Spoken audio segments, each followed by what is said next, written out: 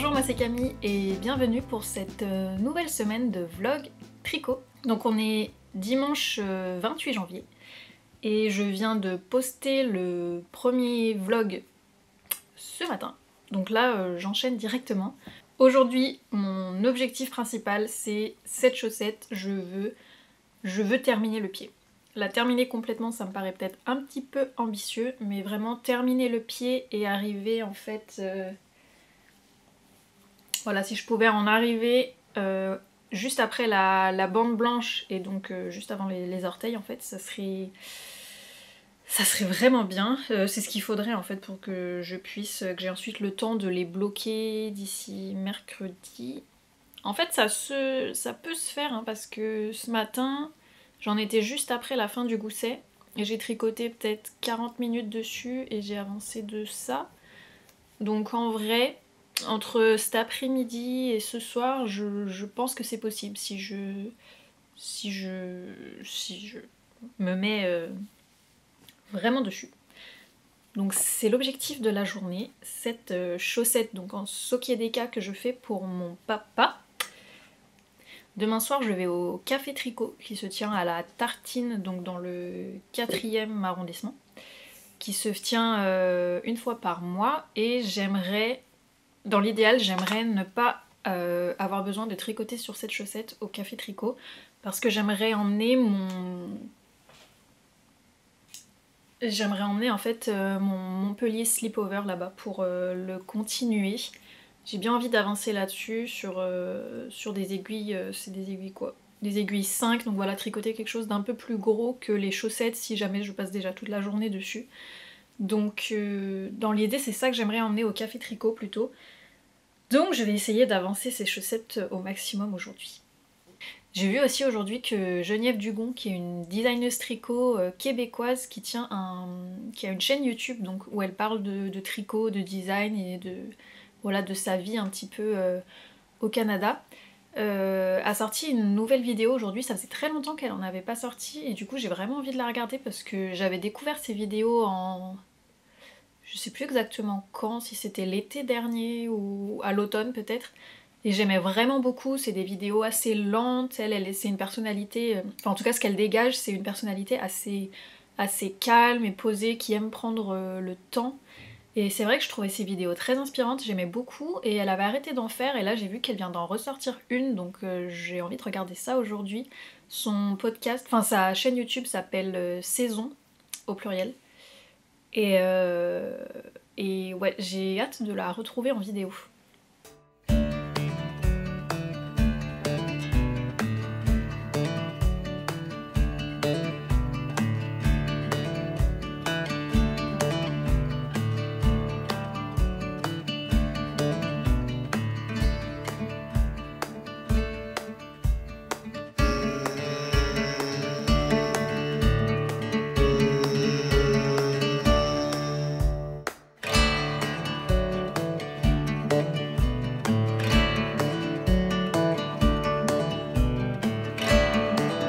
Alors comme vous avez pu le voir, j'ai terminé les chaussettes que j'ai faites pour mon papa.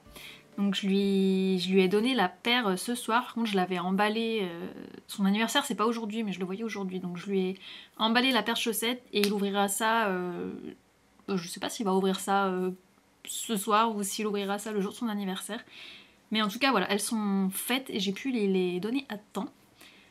Donc ça je suis contente, je suis vraiment ravie de ce qu'elles ont rendu et encore une fois au blocage et lavage la laine est devenue vraiment douce. C'était trop agréable juste au toucher donc voilà. Sinon entre temps du coup j'ai aussi continué mon Montpellier Slipover.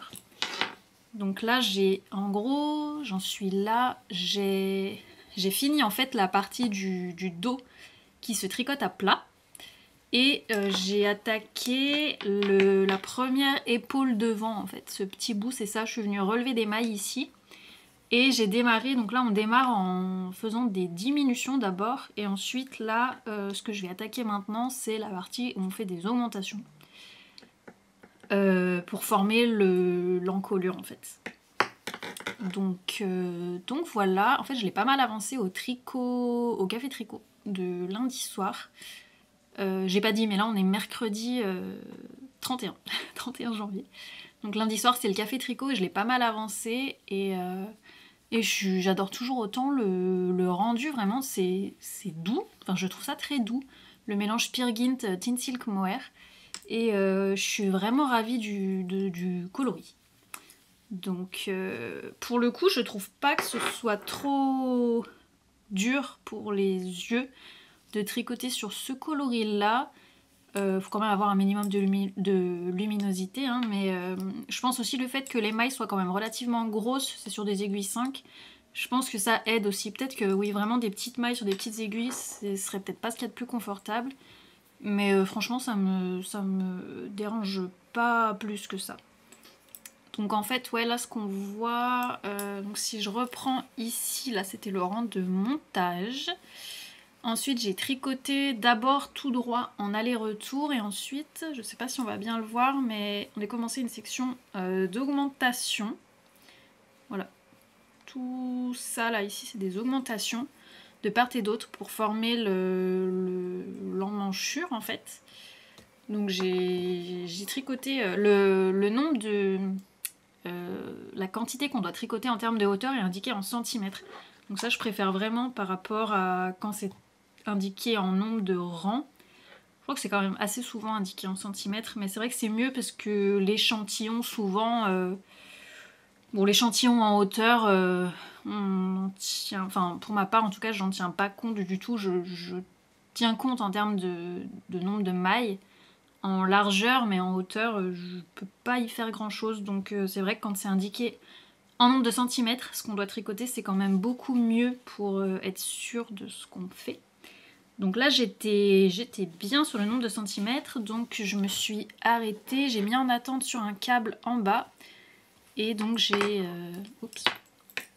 j'ai relevé les mailles au niveau de l'épaule gauche, du coup, parce que ça c'est le dos, et voilà. J'en suis là, un petit début. Et donc je vais continuer un peu ça ce soir. Et voilà.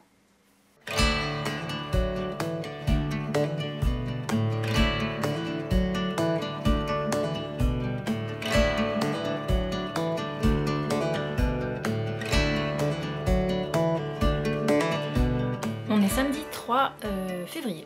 Et aujourd'hui, alors déjà... je vais vous montrer un peu où j'en suis dans mon châle T-Bestie. Je l'ai avancé, oui, un peu chaque jour, comme j'ai dit que je le ferais. Et du coup, par rapport à la dernière fois où je vous l'ai montré, c'est là où il y avait le marqueur, donc j'ai avancé de ça dans la semaine. Ça paraît pas énorme, mais en vrai, les rangs sont assez fins, vu que c'est en fingering, donc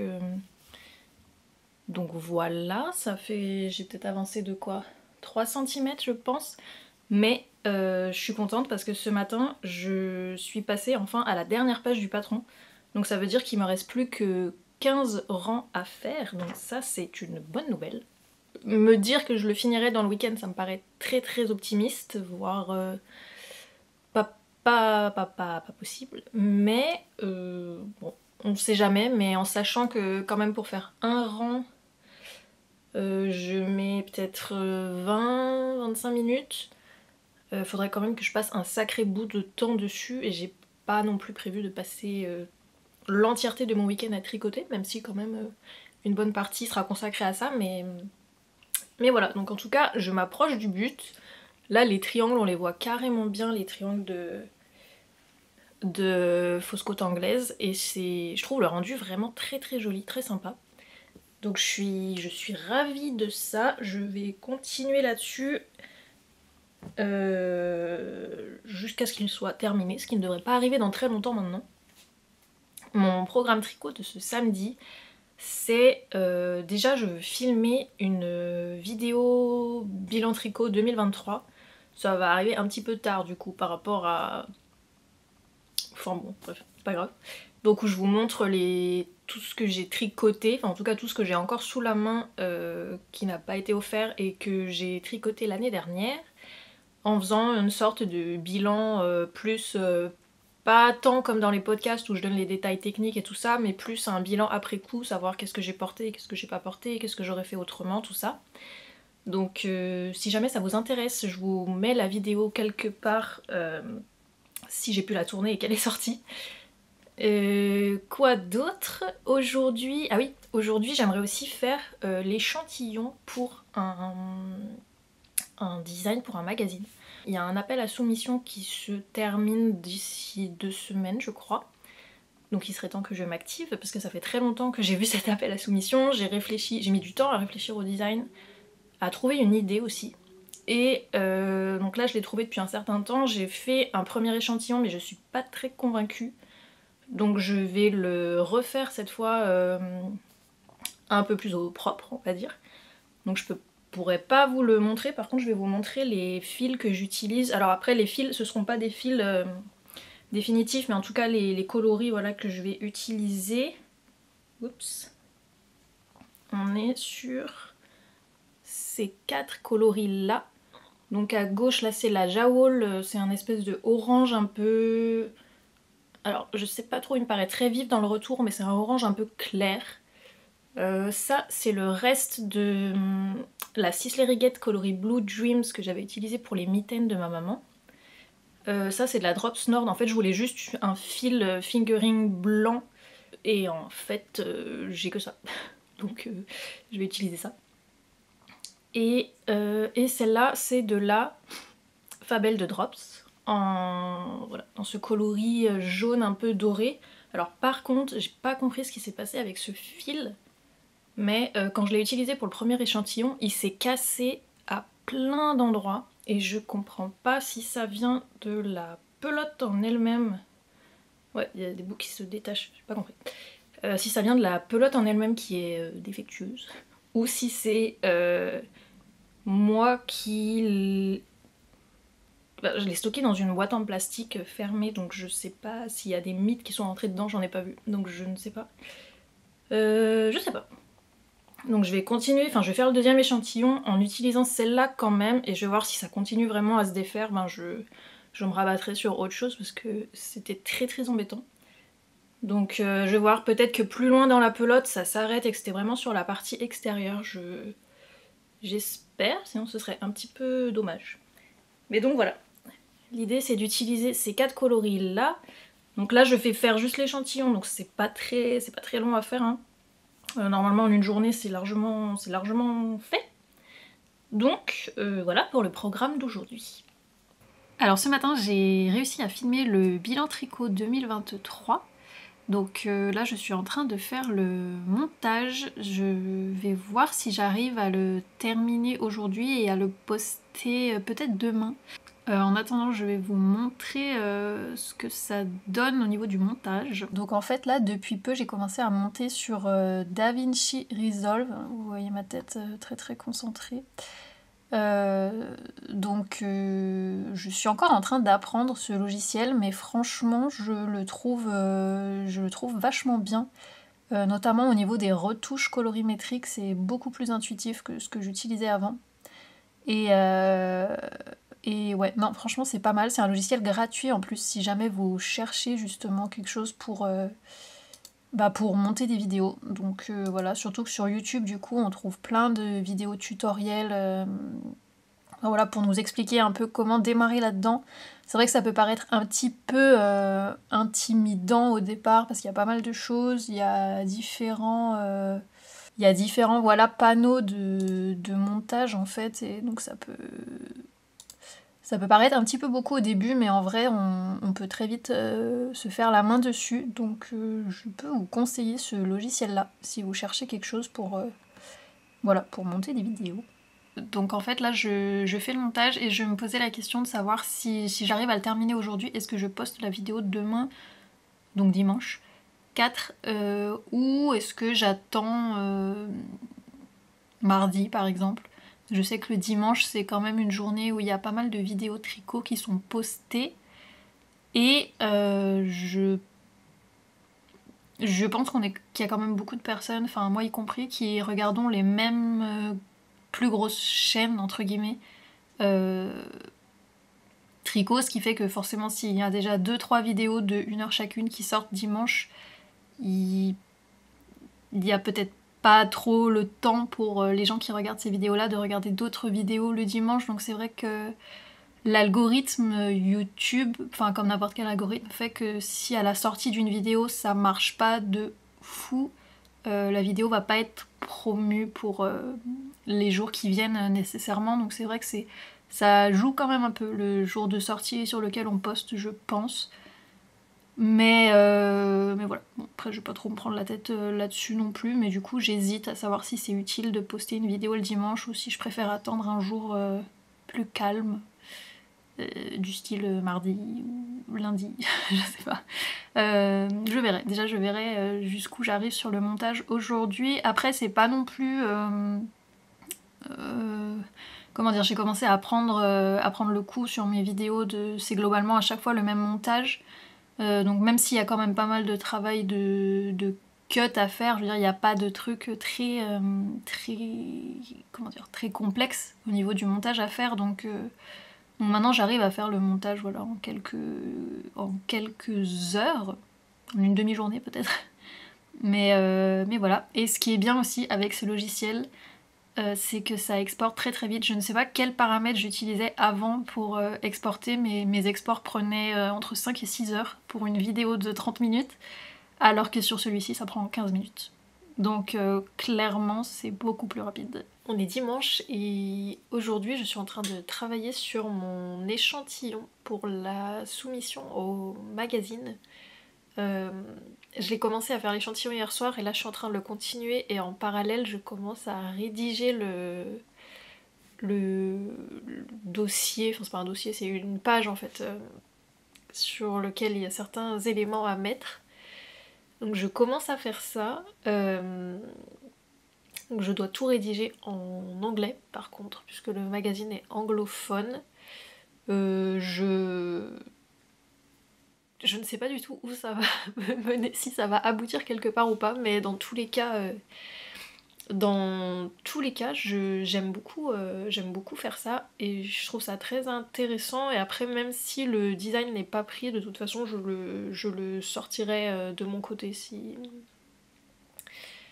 s'il n'est pas pris pour le magazine du coup.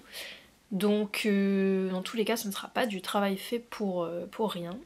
Hier, j'ai filmé mon bilan tricot 2023, je l'ai monté hier et posté hier, ça a été efficace. Et voilà, donc si jamais vous voulez le regarder, c'est la vidéo de samedi qui est sortie samedi. Pour le design, du coup, je me suis pas mal servi de ce livre-là que j'avais eu à Noël, donc le Vogue Knitting, le dictionnaire de points. Il y a vraiment beaucoup de choses à l'intérieur, j'adore le feuilleter. Et donc c'est dans ce livre-là que j'ai repéré plusieurs des points que j'utilise donc pour le modèle. Je vous ai montré les coloris que j'utilise pour l'échantillon, en sachant que je crois que ce sont pas forcément les fils que, si jamais le design est pris, ce ne sont pas les fils qui seront utilisés dans le tricot du modèle, pas forcément. Donc enfin voilà, pour l'instant j'en sais rien, je fais mon truc et je vais voir ce que ça donne après. Mais donc en tout cas voilà, c'est ce que je fais cet après-midi. J'ai avancé un peu sur mon Shalti Bestie ce matin, j'ai fait quelques rangs. Et quoi d'autre? Je commence à réfléchir à qu'est-ce que je vais monter comme projet une fois que mon châle sera terminé. Parce qu'une fois qu'il sera fini, du coup, en encours actif, je n'aurai plus que mon Montpellier Slipover. Et après, j'ai des encours qui dorment par contre, qui sont... je vais vous les chercher. Le premier encours qui était dormant là, et en fait il m'en reste pas beaucoup à tricoter dessus je pense, c'est le cardigan Ninon de Audrey Borrego que j'avais commencé l'été dernier et en fait, bon c'est un peu compliqué à se rendre compte mais c'est...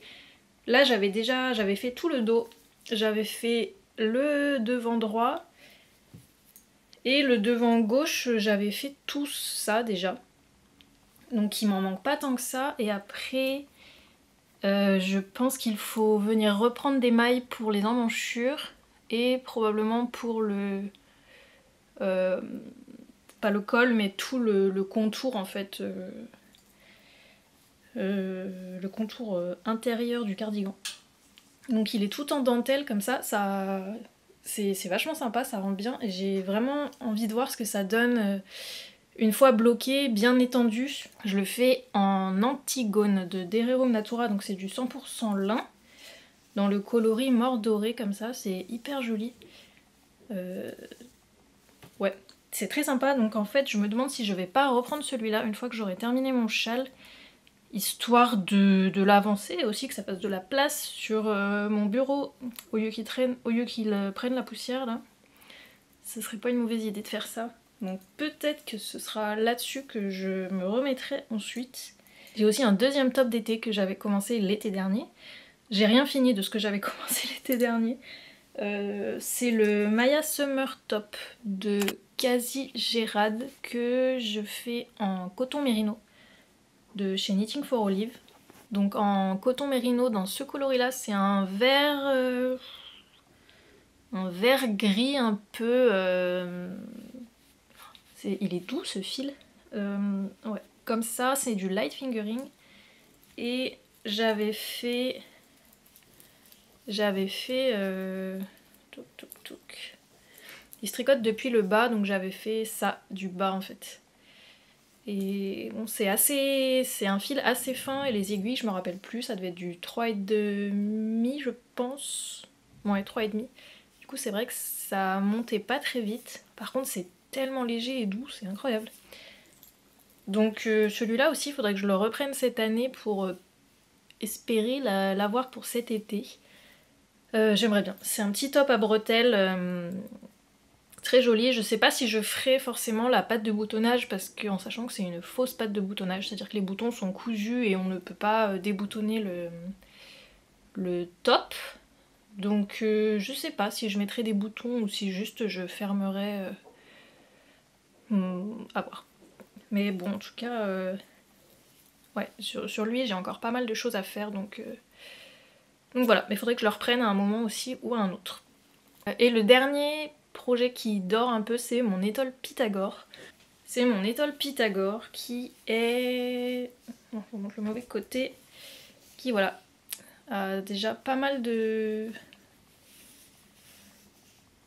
Elle est déjà pas mal avancée, mais il manque quand même une grosse partie. Et bon, bah celle-là, comme ça se fait avec des restes de fil, je l'avance au fur et à mesure de temps en temps. C'est pas comme si c'était un projet que je veux absolument terminer là tout de suite. C'est plus quelque chose un peu au long cours.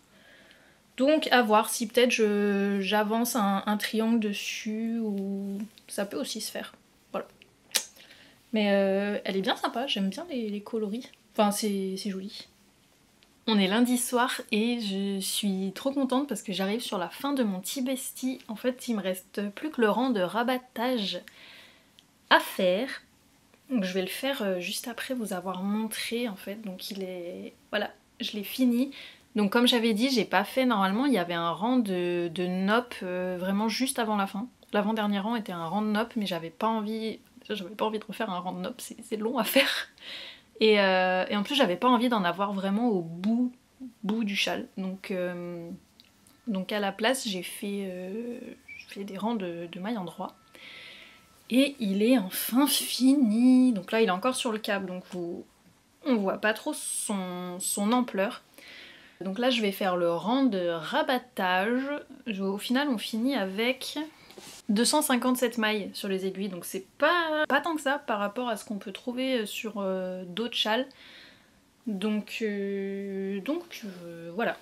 Ensuite je le mettrai à bloquer et j'ai bien envie de voir l'ampleur qu'il va prendre en plus, parce que c'est vrai que là il est pas énorme au final. Si je vous montre. Donc.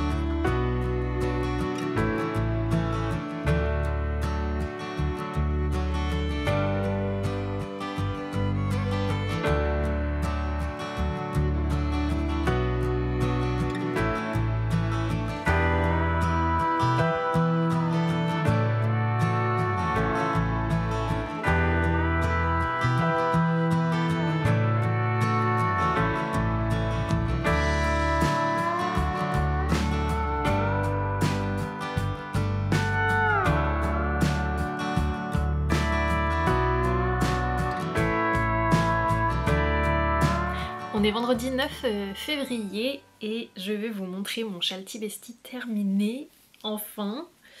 Alors, hop.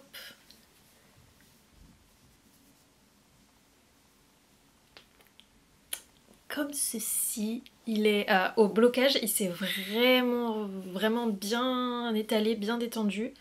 Là on voit en fait ça fait transparent vraiment quand il est pas plaqué sur moi, on voit vraiment à travers. Mais il a gagné, il a pas mal gagné en taille et il est tout fluide, il est tout doux. Franchement il est génial, je pense que ça fera un bon châle écharpe de printemps en fait, de mi-saison. Donc ouais, non franchement top. Au niveau du bas, hop, c'est bon.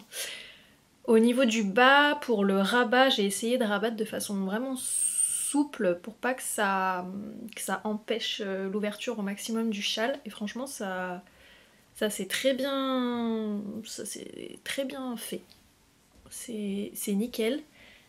Et qu'est-ce que je peux vous dire? Il me reste ça en fait, de mon deuxième écheveau, donc de Malabrigo Sock. Donc c'était le coloris Playa. Donc c'est ce qui me reste du deuxième écheveau. J'ai pas pesé, je sais pas exactement combien ça fait, mais je vais pouvoir utiliser ça dans d'autres projets. Du coup, oui, la seule chose que j'ai modifiée dans le patron, c'est que j'ai pas fait le rang de... Normalement, à la toute fin, il y a des bobbles, voilà, juste ici. Vraiment sur l'avant-dernier rang, et je les ai pas faites. Parce que j'avais pas envie d'avoir des noppes à cet endroit-là, et j'avais pas non plus envie de refaire un rang de noppes. C'est un peu long à faire à chaque fois. Mais c'est surtout vraiment qu'elles soient juste en bas, je sais pas, non, je préférais sans. Donc moi, il se termine comme ça, et ça me va très très bien. Je vais vous le mettre... Moi, si je le porte, je pense que je le mets comme ça en fait. Tac. Ça donne... voilà. Et du coup, ouais, il est léger, il est pas très épais, mais je pense que voilà, ça protège bien quand il fait un petit peu frais ou qu'il y a du vent, donc c'est super joli. Et je suis vraiment ravie de cette couleur. Comme mes pulls sont pas dans ces coloris-là, du coup ça va bien, ça s'accorde bien avec quand même, ça reste assez neutre. Donc non, franchement, c'est top. Je suis ravie de l'avoir fini enfin, après 1 an et demi, voire 2 ans, je sais pas. Donc non, et ouais, il est tout fluide et tout, enfin top, top, top, top. Je sais qu'il y a un autre châle qui me fait envie, dont je vous ai déjà parlé, c'est le Drosera de Yarnflex. Mais c'est aussi un châle en fingering qui nécessite un écheveau de plus, je crois, parce qu'on utilise 3 écheveaux. Donc j'avoue que même si j'ai envie de l'attaquer, j'hésite à me relancer tout de suite là dans un châle en fingering. Je sais pas. Mais en tout cas, j'ai la laine pour, j'ai le patron aussi, donc et je le trouve vraiment très très beau. Donc je pense qu'un jour il montera sur mes aiguilles, mais peut-être pas tout de suite.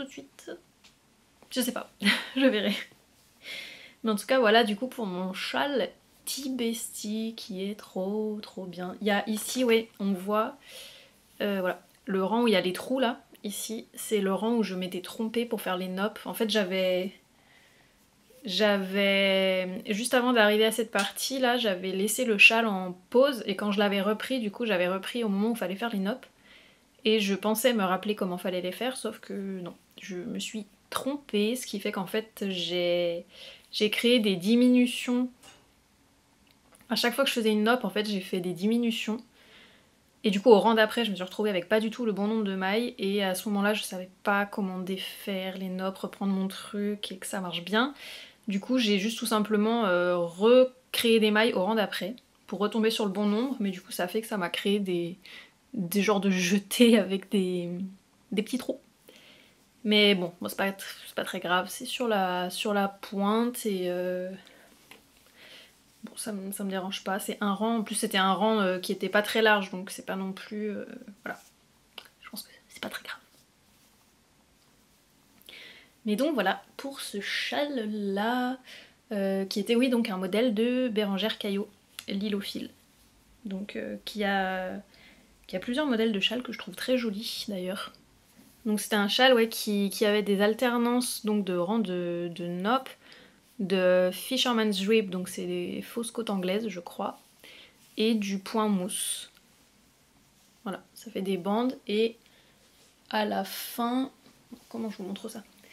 Et à la fin, ça crée des triangles de fausses côtes anglaises comme ça qui sont très très jolis. Et ça c'est un point qui s'étend beaucoup. Ouais, c'est un point qui s'étend vraiment beaucoup au blocage donc voilà.